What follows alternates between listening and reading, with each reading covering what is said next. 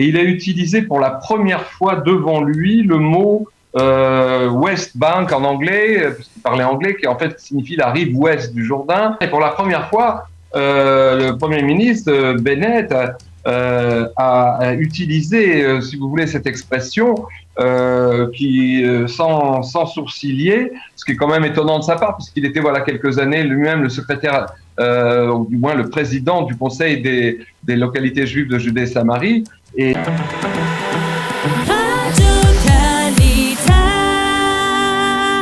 Nous sommes lundi et comme chaque lundi, nous allons retrouver Richard Darmon, notre ami Richard Darmon. Bonjour, Boker Tov, Richard.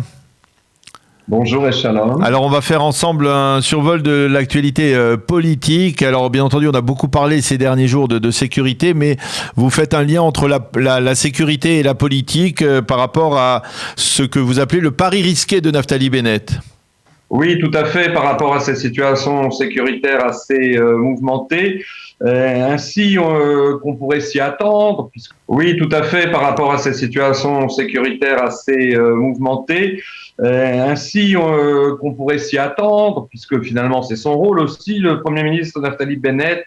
s'est mis en avant en première ligne pour gérer la riposte des forces de sécurité du pays après la vague d'attentats, des 3 attentats terroristes de la semaine dernière qui ont fait 11 morts en Israël. On l'a vu ainsi hier, en ce début de semaine, dimanche, entouré de généraux de Tsahal et aussi du chef du Shin Bet, les services de sécurité intérieure, devant plusieurs points vulnérables. Il y avait des brèches de la barrière de sécurité qui séparent en Judée-Samarie les territoires, disons, en deçà de la ligne verte de ceux qui sont au-delà, et donc dans les zones palestiniennes. Et donc il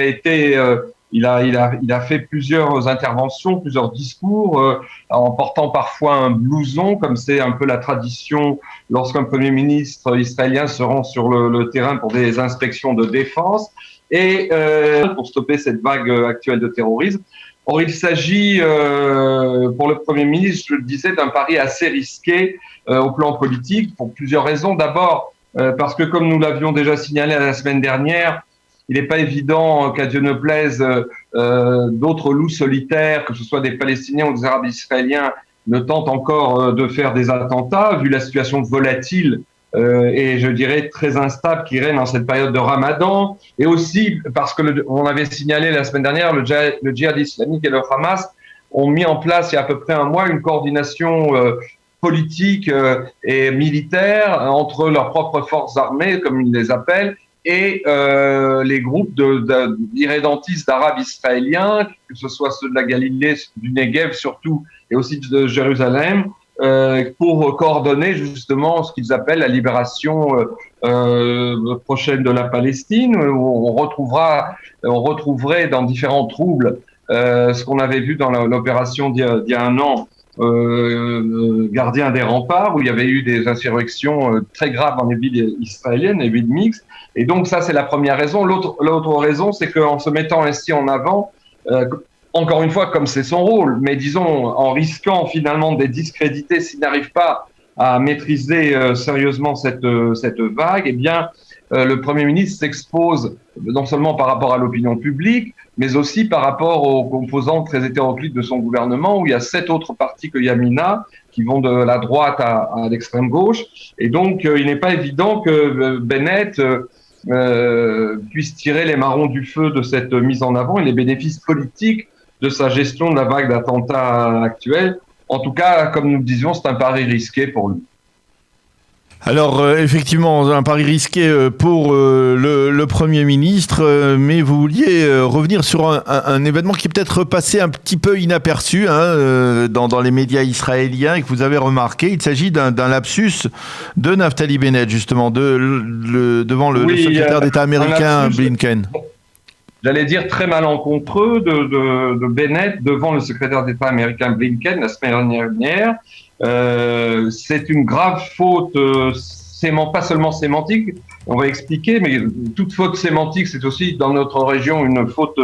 politique de la part donc du Premier ministre la semaine dernière, quand il a reçu à Jérusalem le secrétaire d'État américain avant de se rendre avec lui au sommet de Sde Boker, auquel, je le rappelle, participaient non seulement les signataires des accords d'Abraham, le Bahreïn, le Maroc, les Émirats arabes unis, mais aussi l'Égypte et donc les États-Unis, eh bien, il a fait une conférence de presse commune avec Blinken à Jérusalem après l'avoir rencontré, et il a utilisé pour la première fois devant lui le mot West Bank en anglais, puisqu'il parlait anglais, qui en fait signifie la rive ouest du Jourdain, une expression qui est souvent utilisée dans les médias et aussi par les diplomates ou les acteurs de la scène internationale hostiles à Israël, qui veulent marquer par là qu'Israël est en situation d'occuper, de coloniser des territoires palestiniens. Et pour la première fois, le Premier ministre Bennett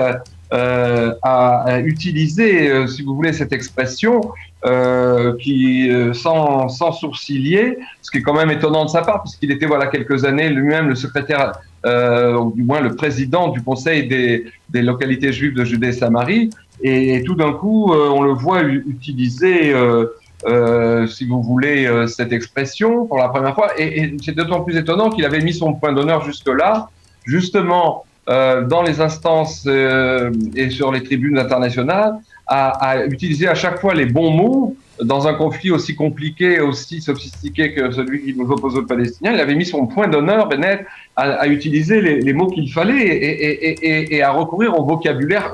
convenable pour parler de ce conflit aussi sophistiqué et aussi des lieux du conflit avec les Palestiniens dans ce qu'on pourrait appeler les territoires disputés. Alors, certes, son entourage, parce qu'il y a eu des critiques, il y a eu une levée de boucliers de gens qui ont tout de suite remarqué cette expression. Son entourage a voulu l'excuser en disant que, pressurisé par ses tâches concernant le sommet de Sde-Boker, il avait dû lire au dernier moment un texte préparé par quelqu'un de son entourage sans l'avoir lui-même lu avant, ce qui est déjà aussi une faute. Mais en fait, ce n'est pas suffisant, car quand un Premier ministre prend la parole devant un autre étranger de prestige aussi important que le secrétaire d'État américain, c'est le chef de la diplomatie, le ministre des Affaires étrangères américain, eh bien, il doit absolument utiliser les mots, et chaque mot qu'il prononce a un poids et a une influence primordiale. Il y a eu, comme je l'ai dit, une levée de bouclier, mais certaines mauvaises langues, à droite surtout, qui critiquent Bennett depuis qu'il est Premier ministre et qui considèrent qu'il a trahi ses engagements précédents, ont au contraire voulu insinuer, je ne crois pas que ce soit forcément le cas, mais ont voulu insinuer que ce lapsus n'était pas un lapsus et que ça pouvait signifier une inflexion, une nouvelle inflexion dans la ligne politique de Bennett. Mais je crois que ça, c'est une critique de mauvaise intention, une critique acerbe, et en tout cas, c'est un incident regrettable. Alors, nous allons terminer ce survol d'actualité politique avec ce que vous avez appelé la conduite de l'opposition face à la vague d'attentats terroristes. Vous considérez qu'il s'agit d'une attitude plutôt honteuse, on va dire? Oui, une attitude honteuse à l'opposition de droite menée par le Likoud et Netanyahou, puisque à l'encontre de la tradition admise depuis de nombreuses années en Israël, malheureusement de toutes les vagues terroristes que nous avons connues, où en général l'opposition, qu'elle soit de droite ou de gauche, se met aux côtés de manière solidaire du gouvernement, qu'il soit de droite ou de gauche. L'opposition de droite la semaine dernière a failli à cette règle. Et c'est vrai qu'au départ, dans les premières heures des premiers attentats, Netanyahou a maintenu une position de réserve au départ, mais très vite, si vous voulez, il a rué dans les brancards en délaissant donc cette tradition, en critiquant Bennett pour son inefficacité et surtout en remettant sur le tapis son leitmotiv depuis des mois, depuis maintenant presque un an que le gouvernement est en place. En disant que tout cela venait du fait que ce gouvernement avait intégré le parti islamique de Mansour Abbas et que donc il avait les mains bridées, etc. Et c'était un discours acerbe qui a été, du point de vue du Likoud, confirmé par les petites phrases très très haineuses, j'allais dire, de son ex-ministre de la Culture, Miri Regev, qui a plusieurs fois, quant à elle, n'a pas tenu sa langue et a carrément critiqué ce gouvernement inefficace, etc., au lieu de se mettre aux côtés, si vous voulez, des efforts du gouvernement pour contenir la vague terroriste. En fait, ce n'est pas très surprenant compte tenu de l'attitude du Likoud depuis de nombreux mois qui ne considère ce gouvernement comme illégitime et qui ne rate pas une occasion. Bon, quand c'est dans l'hémicycle pour des projets de loi, ça peut se comprendre, c'est le rôle d'une opposition parlementaire, mais quand c'est au moment d'une vague terroriste de ce genre, franchement, il y a de quoi être déçu et de quoi être un peu révolté par cette attitude. Merci beaucoup, Richard.